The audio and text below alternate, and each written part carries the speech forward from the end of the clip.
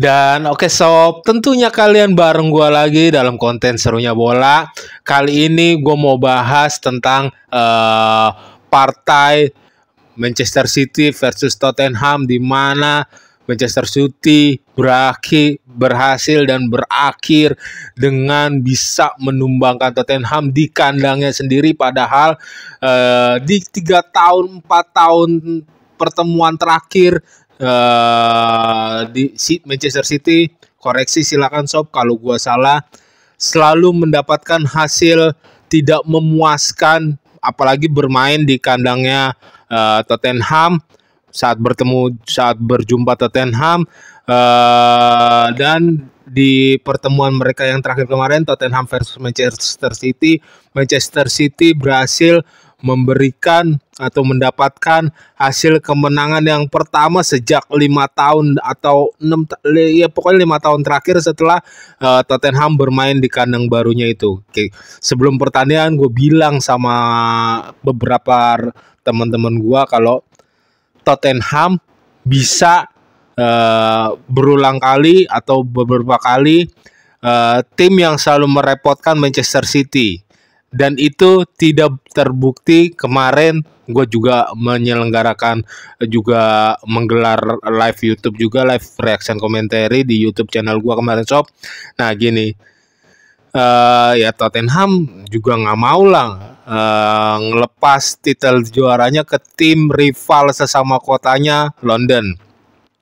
Tottenham juga nggak mau lah sepanjang musim berikutnya dia menerima ejekan dari fans rival sebelahnya, tim sekota sebelahnya. Tottenham juga nggak mau lah, orang sebelum partai, kalau nggak salah nih, sebelum pertandingan antara Tottenham dan Manchester City, banyak banget fans Tottenham yang udah bilang ke Manchester City dan manajemennya dan para pemainnya kalau ya udahlah, kasih aja Manchester City kemenangan, kita lebih rela melihat Manchester City menang di kandang Tottenham, lebih rela akhirnya ntar di akhir musim City yang merayakan juara daripada tim rival sekota kami gitu kan. Ya kita bahas ke pertandingan ya sob sekarang. Secara permainan di babak pertama itu benar-benar imbang banget, benar-benar Tottenham bisa meladeni Manchester City, bisa mengimbangi permainan dari Manchester City sob. Oke.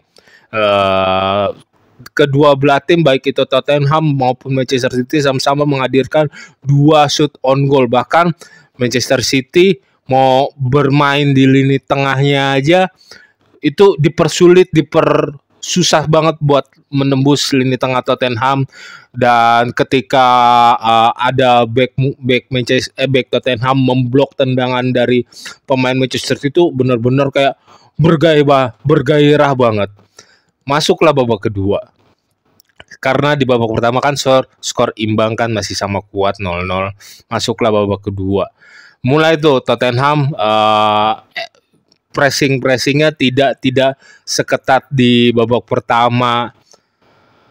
Kalau dibilang Tottenham melepas pertandingan lawan Manchester City, kemungkinan 50% iya menurut gua gitu sob. Karena ketahuan di babak kedua juga pressingnya tidak terlalu ketat, terus dia lebih sering hanya memainkan zona defense saja, hanya lebih sering menunggu, pergerakan marking pemainnya tidak begitu ketat. Terus apalagi kayak De Bruyne, Foden lebih leluasa untuk mengalirkan bola lo.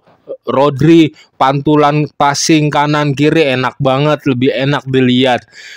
Ke gol pertama tuh kayak ketahuan banget dilepas sama Tottenham kipernya, khususnya lu lihat aja berapa kali tuh babak pertama kayak penyelamatan bener-bener kipernya tampil spektakuler banget, kipernya Tottenham. Tetapi di gol City yang pertama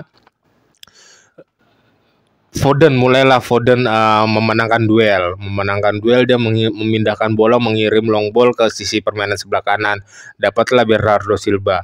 Ada De Bruyne ngebuka ruang, itu bagus banget, murni banget, kagak offside, masuk ke dalam, cut inside, menusuk, dan dia melakukan passing ke Haaland dengan mudahnya, dan Haaland juga berdiri tanpa penjagaan yang ketat. Terus ya pas De Bruyne passing, lu lihat aja kipernya kayak jatuhnya kayak setengah-setengah, kayak menahan, padahal itu kalau benar-benar dipotong kiper jatuhin badan dan terbang gitu untuk memotong bola, gue yakin banget 85 sampai 90% itu dapat, sob. Itu dapat. Terus ada kesempatan lagi, kejadian Son Heung-min yang udah blunder Manchester City. Son Heung-min akhirnya berhadapan dengan kiper pergantinya Manchester City. Itu karena masih unggul 1-0 kali ya.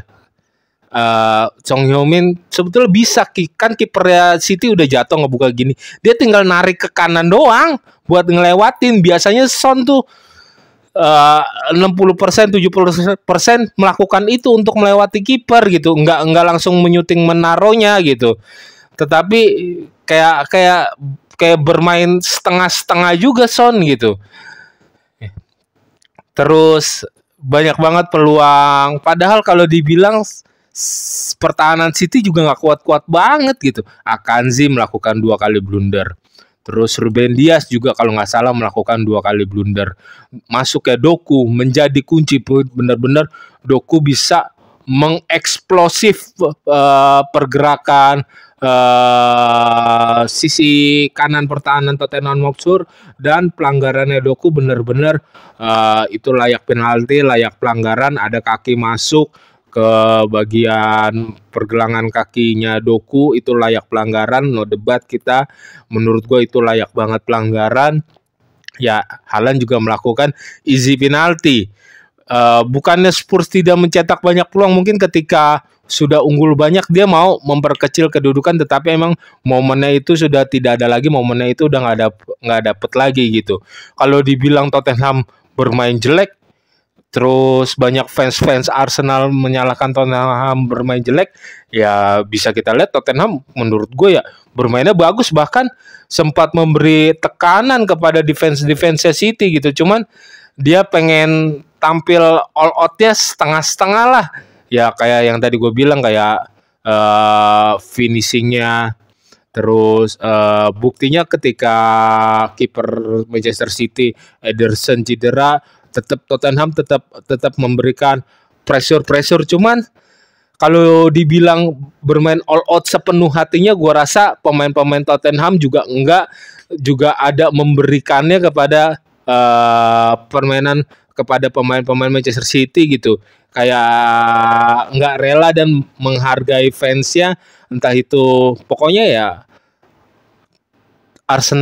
fansnya Arsenal jangan dibiasakan untuk untuk mengandalkan tim lain, untuk menggantungkan nasibnya kepada tim lain gitu. Arsenal boleh lawan Big Six nggak pernah kalah, terus ya dropnya Arsenal tuh lawan lawan Aston Villa, terus lawan apa lagi ya, lawan Fulham. Ya lawan tim-tim menengah sering banget Arsenal membuang poin. Ya itu yang ya ibaratnya di 2 tahun terakhir inilah Arsenal kembali lagi kayaknya, kalau di week besok Manchester City angkat piala, kembali 2 tahun musim terakhir Arsenal jagain pialanya Manchester City gitu. So ya tetap gue bilang kemarin permainan Tottenham bagus kok. Kalau menurut kalian gimana, Sob?